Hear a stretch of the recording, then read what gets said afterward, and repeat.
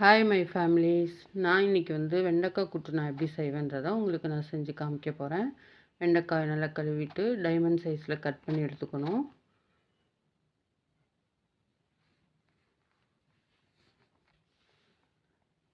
அதுக்கப்புறம் அதுக்கு தேவையான இன்க்ரீடியன்ட்ஸ் என்னென்னா சோம்பு, சீரகம்,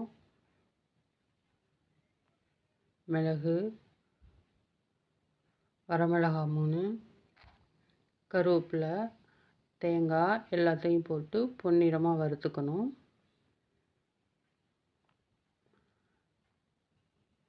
ஓரளவுக்கு பொன்னிறமாக வறுத்தோன்னா ஒரு 2 மினிட்ஸ் நல்லா ஆற வச்சு மிக்ஸி ஜாருக்கு ஷிஃப்ட் பண்ணி அதை ஒரு 2 பல்ஸ் மோடில் போட்டு எடுத்துக்கணும்.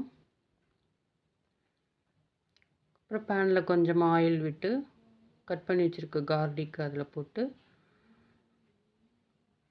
கட் பண்ணி வச்சுருக்க வெண்டைக்காயும் அதில் போட்டு